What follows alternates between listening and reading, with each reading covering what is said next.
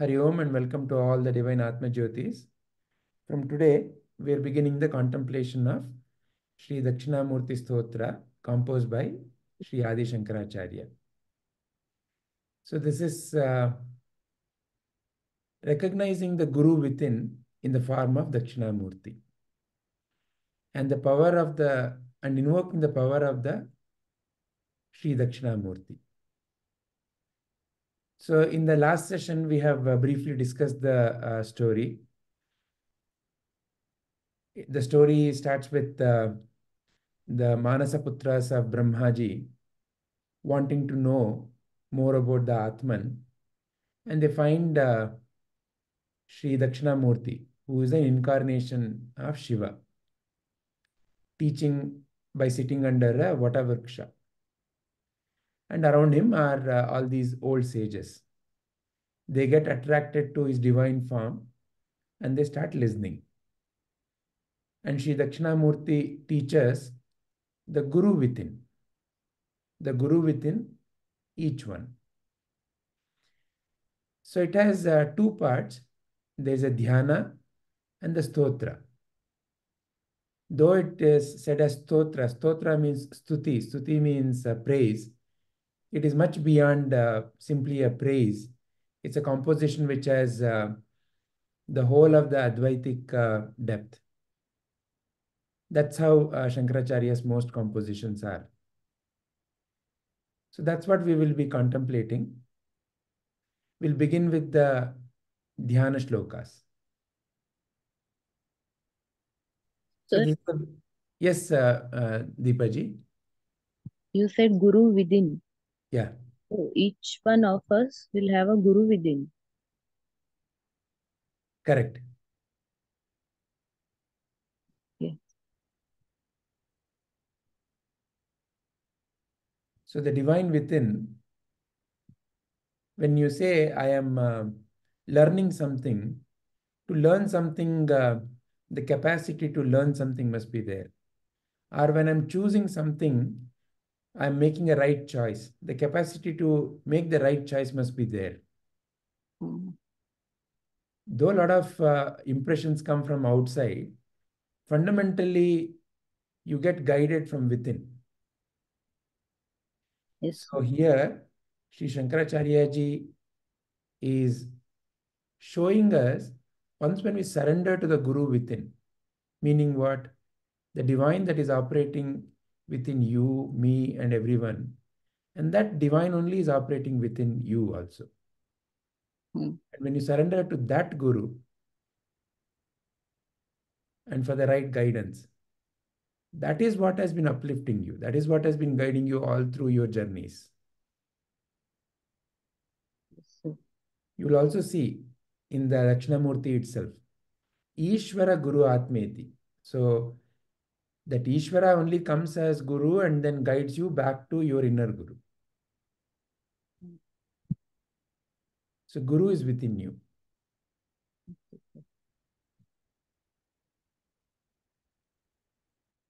Shall we proceed? Yes, sir.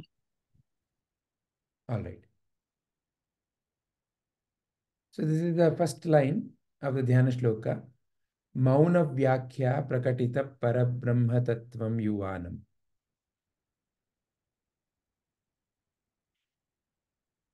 Simply said, in the silence, Dakshinamurti revealed Para-Brahma-Tattva, the highest, your highest nature. So, can Deepaji read out the meaning and then we can begin the contemplation? Yes, sir. Om Mauna-Vyaakhyaa Prakattita Para-Brahma-Tattvam Yuvaanam. Salutations to Sri Dakshinamurthy, whose exposition to profound silence is awakening the knowledge of the Supreme Brahman in the hearts of his disciples, who is himself youthful.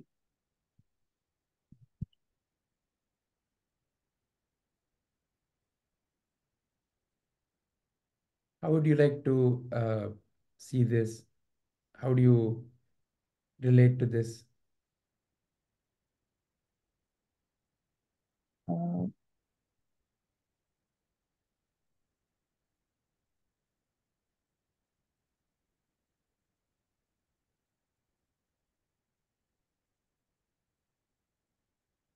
There's a mention of profound silence.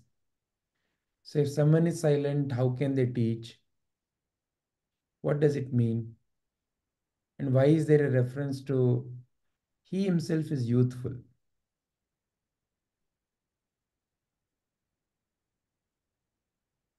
No idea, sir. Okay. Let's listen to others and come back. Okay, sir. Ashwiniji, would you like to share your views on this line?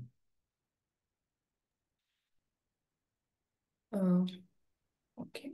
So here, see the knowledge what is shared. See, there are some things which we cannot say in words. Okay, only silence can.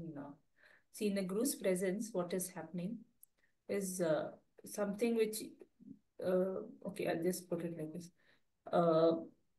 The so what I'll tell personally for me, see, whatever happens outside, there's so much of noise, there's so much, our mind is focused everywhere else, and you cannot get the jnana what you're supposed to get. But in the Guru's presence, he has the energy, he has that, your mind automatically it calms down. It is he does he make it's not like he's silent.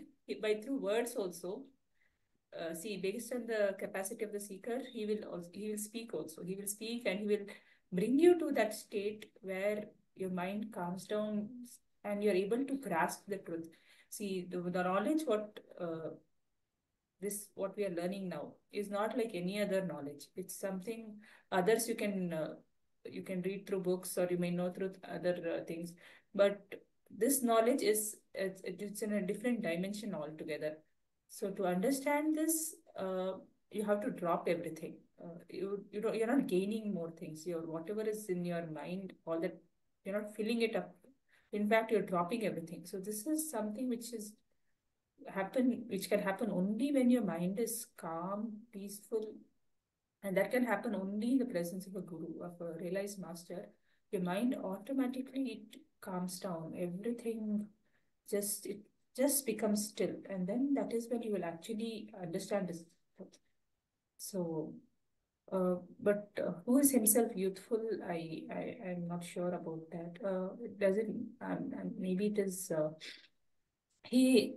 I don't know what it refers to here. Probably he has a jnani is it's he's free from everything in the, okay, maybe here I don't know whether it refers to age. He's like a child. Jnani is like a child. He's free from all conceptions. He's every moment he's free. So I don't know if that is what Yeah, is referred to so here. it's the reference to the pure consciousness. So it's the body and the mind which may have age, but the pure consciousness has no age. As awareness, you don't have a particular age. It is ever youthful. So that aspect of the guru is being referred here. And that aspect is what is your true aspect also.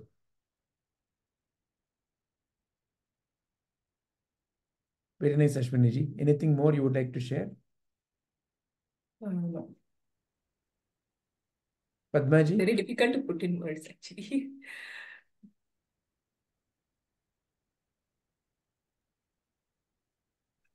So here Maunam refers to the silencing of what? Silencing of the mind. So if I have to put it in how I understood this is, for example, when we meditate, there are two things that we do. First one is closing our eyes and keeping our body still.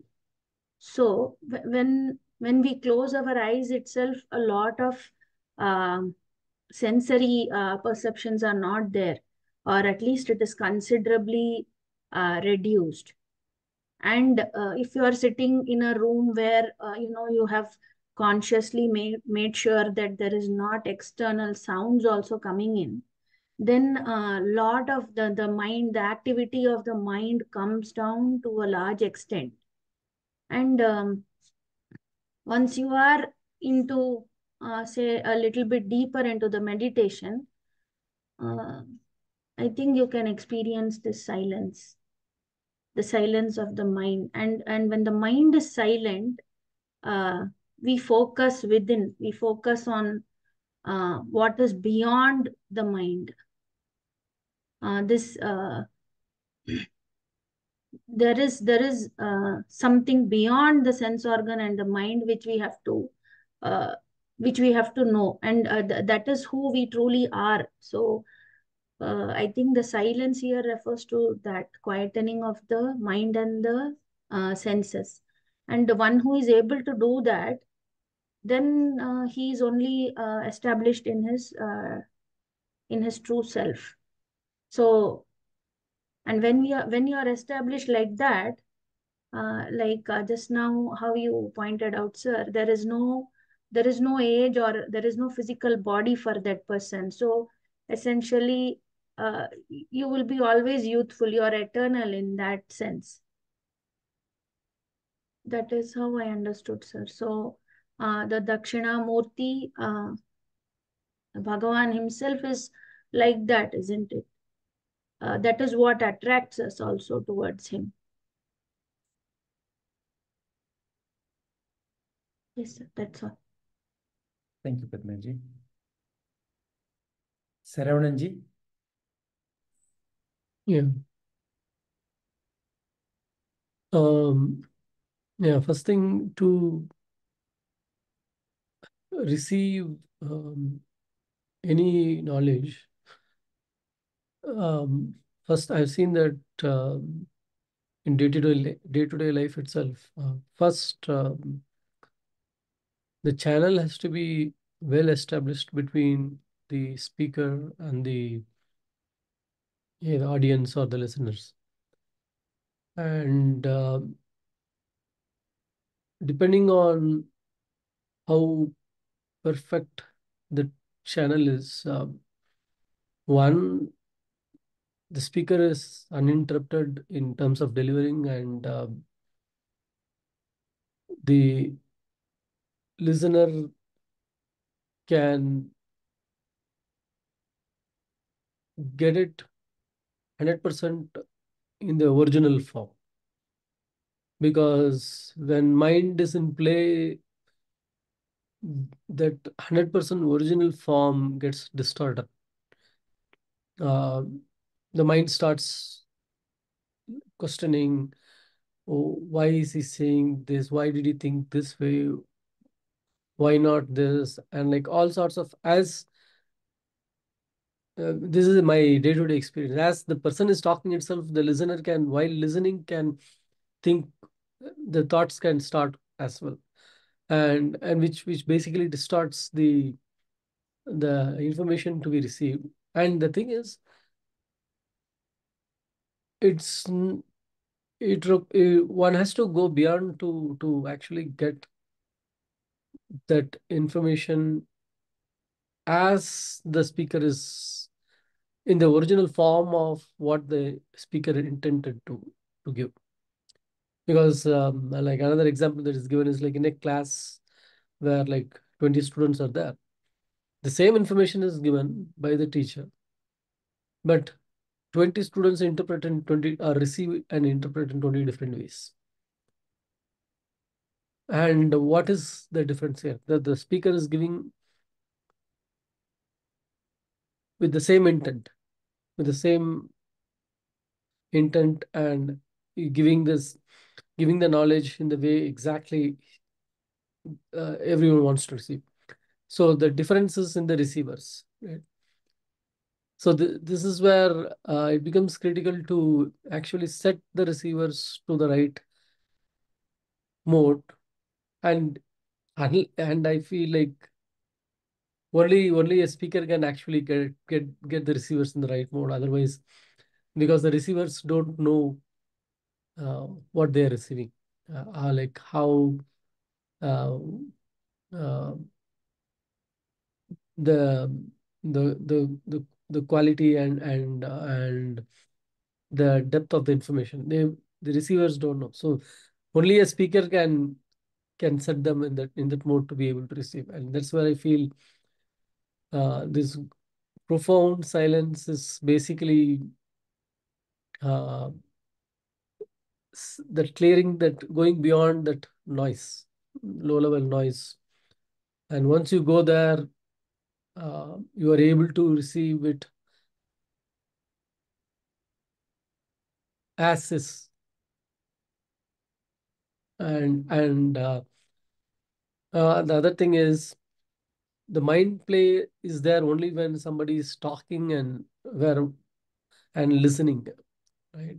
Because the mind is receiving through the senses, right? And we are talking about going beyond the mind, because has its limitations, and the nature of mind is like uh, or the mind itself is not uh, capable enough, or it should be capable enough to grasp that knowledge. So you have to go beyond the mind, and which means you cannot use the senses, and you have to go into the silence. And I believe in that profound silence. I feel like the sender receivers all become in they all merge in one zone. There is no, not even, it's if I were to say in the networking terms, it's just connected. There's a pure connection. That's it. And the information flows. What is needed, it flows.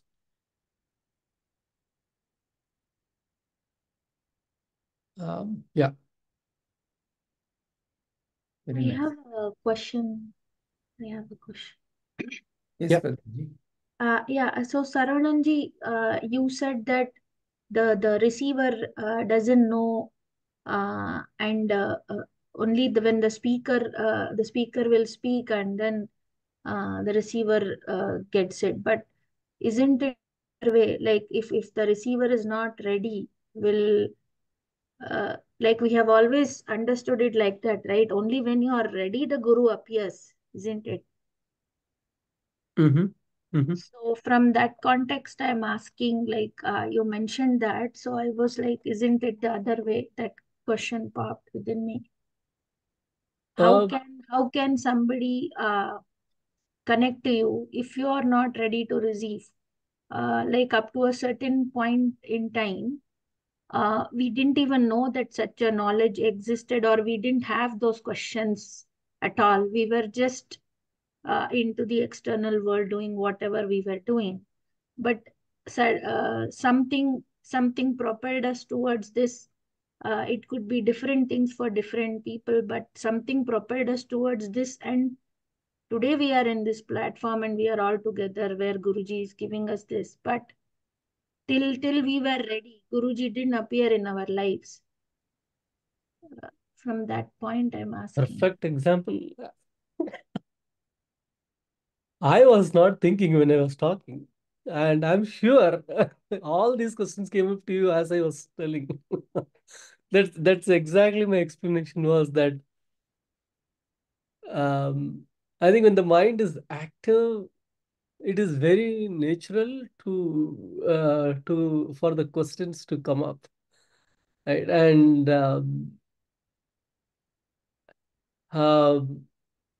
yes, so Guru, so everyone has to climb steps to reach the destination. I'm sure Guru is appearing when one is ready to start climbing. And I feel here we are talking about uh, that final thing. I'm sure all the uh, the see the disciples who showed up here, they are they have already crossed a certain level. it may be just that entering the gate. It's like they are at the entrance, they just have to enter the gate, and there is something stopping them, and which is where this highest transfer of knowledge happened or is happening. But depending on where the receiver is, even when, so guru will appear, but the receiver can be at different levels. Depending on where the receiver is, the guru takes the hand of the receiver and like walks them through, right? It can be different levels, right? So we have seen that when a teacher is teaching, they use different techniques. Why different techniques? Because the receivers are at different levels. So you have to apply different techniques to get them to a state where you want them to be. And even that way, you can see that maybe this is the technique that Sri Dakshinamurthy applied at the level of the receivers, where they are when they reached him.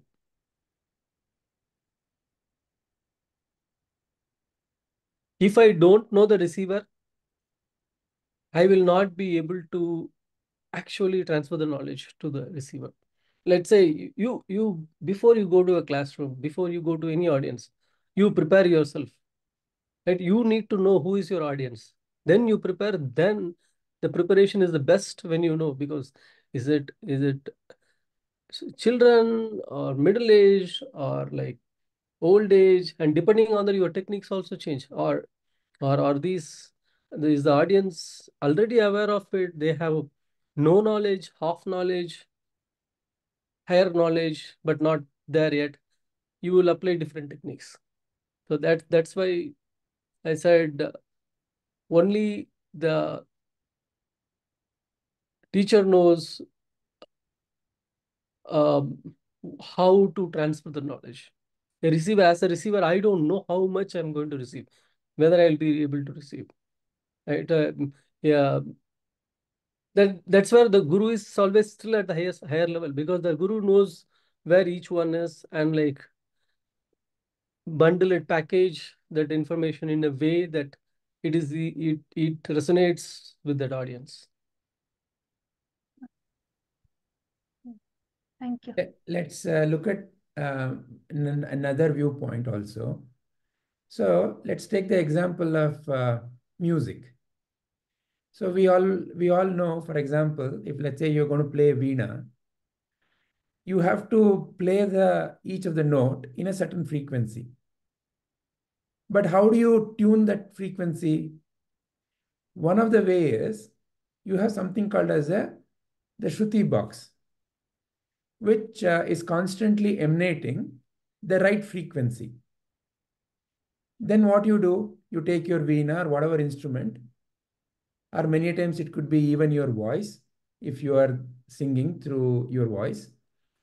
Then, you first of all, you tune to that frequency. That's in the lower, in the middle, in the upper. So once when you tune, then what happens? Then something called as a music flows. And it is a music that holds everybody in spellbinding. But for the music to flow, that resonance between the Shruti box and this instrument, they have to resonate, meaning they have to play, they have to vibrate at the same frequency. Only when they vibrate at the same frequency will the audience appreciate everything. If the notes are out of tune, we all say, no, it's a nice song, but somewhere, it was spoiled. So that feeling will not be there. So now let's apply that analogy here. First of all, in this example, the instrument already has the capacity to be at that frequency. That is why you could tune it. Just that maybe the string was little loose, And because of that, the frequency was not emanating. However, it has the inherent capacity to emanate that frequency. Otherwise, no matter what you do, you cannot bring out that particular sound or that frequency, right? So it is given that the instrument or the singer already has the capacity to bring out that frequency. But what is the gap? The gap is, for whatever reason, the string has become loose. Or for whatever reason, the voice, for now, you're because you may be speaking, you suddenly are not able to still feel that bass frequency. So then what you do? You tune it. And once when you tune it, from that point onwards, who is actually letting the music flow? Or from where the music is flowing?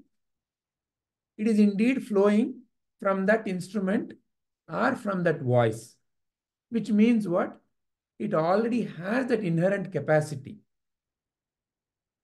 So much like that, a guru is like that fundamental Shruti box.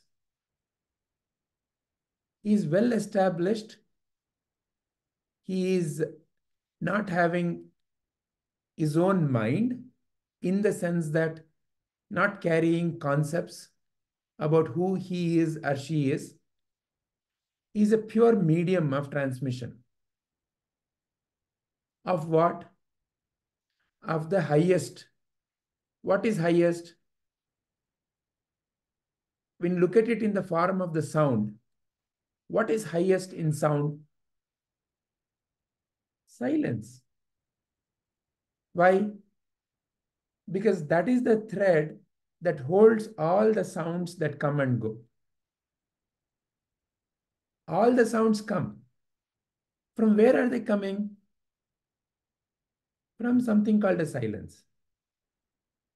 Where do they eventually merge? To something called silence.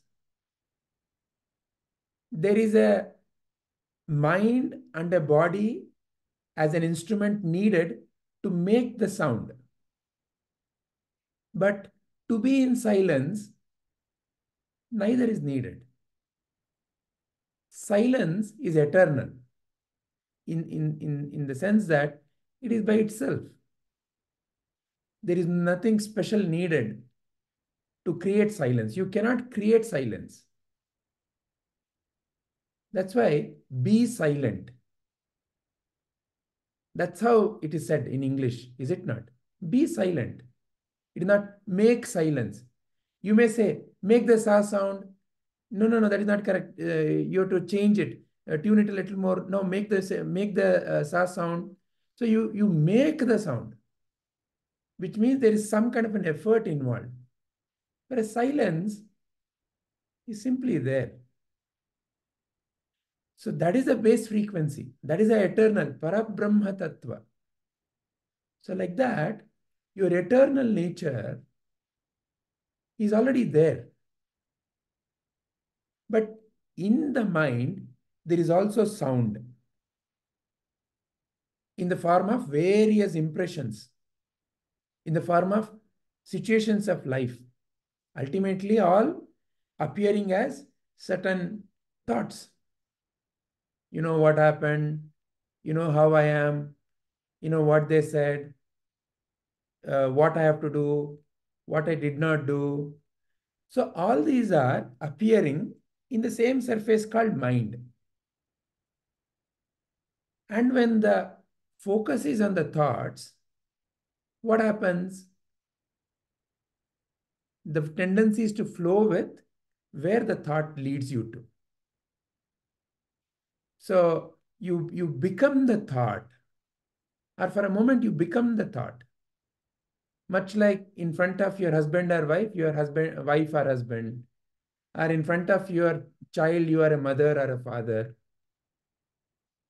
For a moment, look at that magic. You, the nothingness, suddenly take a shape and form in the context of something. You're truly like silence, but suddenly you make sa, ri, ga, ma, pa, da, ni. How well you make is how well the music is. If you make this right sa, then the other side also will resonate. If it is slightly out of tune, the other side will not have the resonance. And that's what you call as ayo, friction in life. That's a separate topic. But what is the inherent capacity in you? You are silence. And your inherent capacity is to sing the sari gama. Who brings out that sari gama out of you? Due to whatever existential reason, there's an inherent misunderstanding in the same surface called mind that I am something else. I am nothing but the collection of all these thoughts that I'm carrying. So somebody simply have to help you to shift your focus. That's all that is needed. Look at this picture. What is happening in this picture? There is a lake, a surface of water, which is very placid, which is not disturbed. And what do you see in that surface? You see the full glory of the heaven. The moon, the mountain, the whatever the trees, everything is seen. As if you for a moment close the top of the picture, the bottom of the picture still appears very real, as if there is no water. So this is how you also see your true self. First, you see true self in your own surface called mind. That is where you see the reflection. You are always seeing the true self, but misunderstanding, misinterpreting due to wrong knowledge. So when that reflection appears in the mind, you associate it as husband, wife, child, mine, not mine, good, bad. All this is what is that you are doing. And it is the Sadguru's teaching that teaches you the reflection that you're seeing is nothing but that pure self. So for a moment, look at it. Where are you seeing that reflection? In a surface called mind. Whose mind? Your mind. Who's seeing? Who's seeing? Who's seeing? You, the pure self. But due to wrong knowledge, you would interpret it as the thought itself as who I am. Are you the reflection in this picture? If you ask the moon, hey moon, are you the reflection? What would the moon say? No, I'm not the reflection. Is the lake needed for the moon to exist? No. Much like that is who you are. And how do you come to realize that? When the Shruti box is there, when the Sadguru is there, that pure medium of transmission is there. And like how Ashwini ji put it is not that Shruti box has to always be silent in terms of spoken words. But the Shruti box helps you to realize your own inherent eternal silence. So that's why this is profound silence. Profound means even that word that the Sadguru is speaking is leading to that only. Which? Supreme Brahman, Para-Brahma-Tattvam.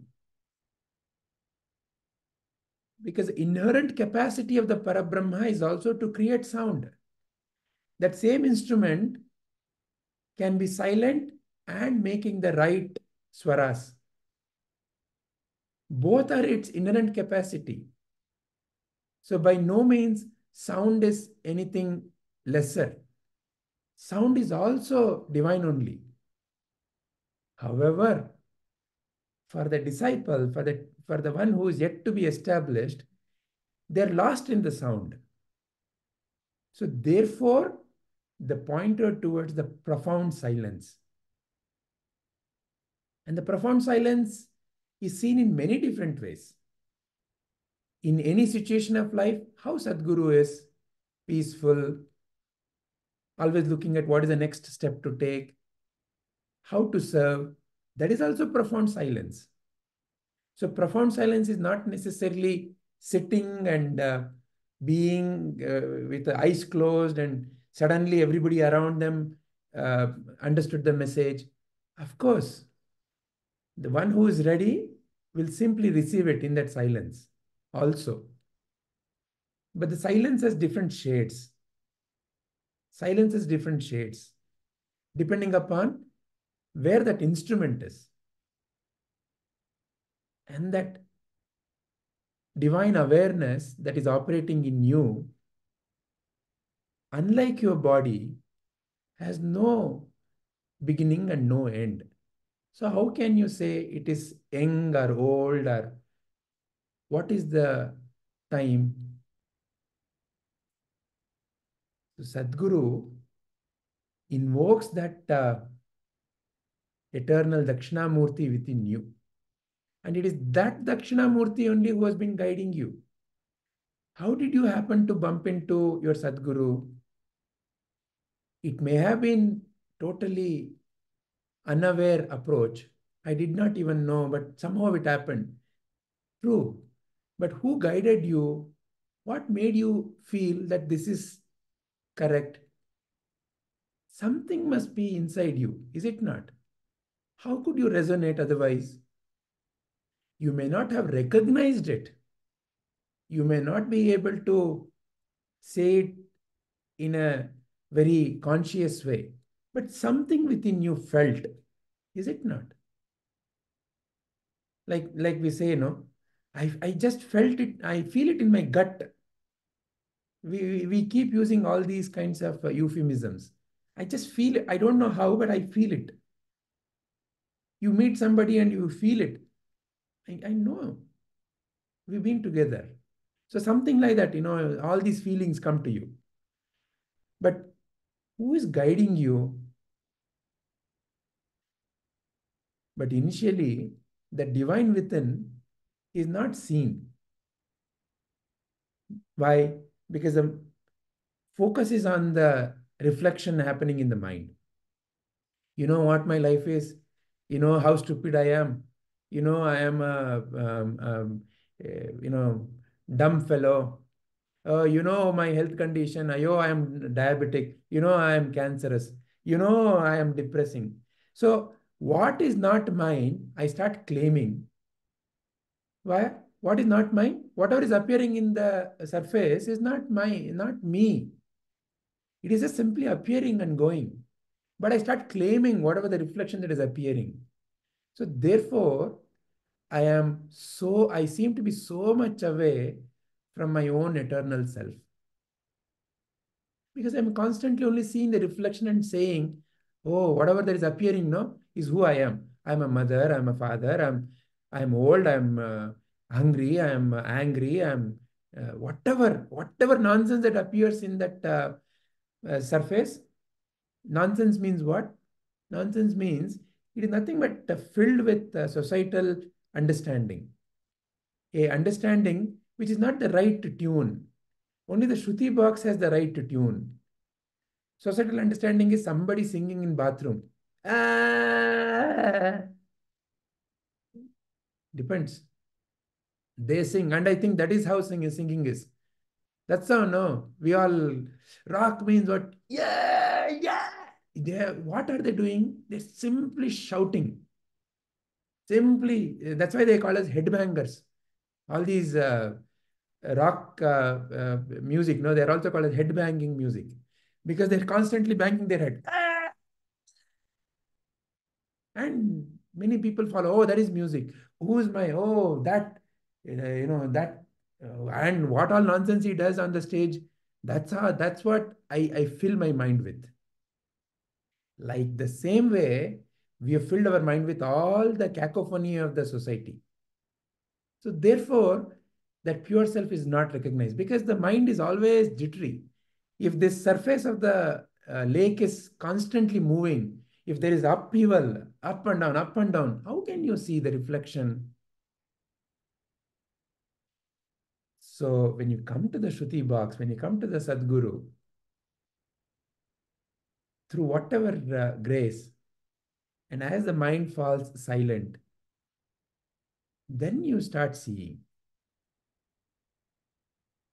And that is the opportunity for you to recognize the Guru within, the pure self within, who is as youthful as Dakshinamurti.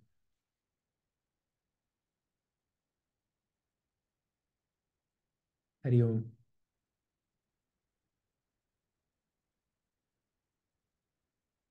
Any statements or questions from anyone?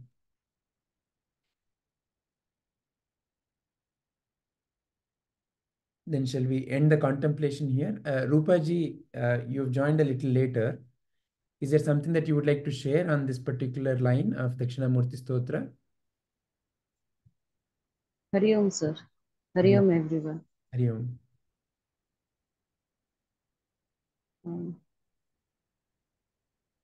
No, sir. All right. Hari Om.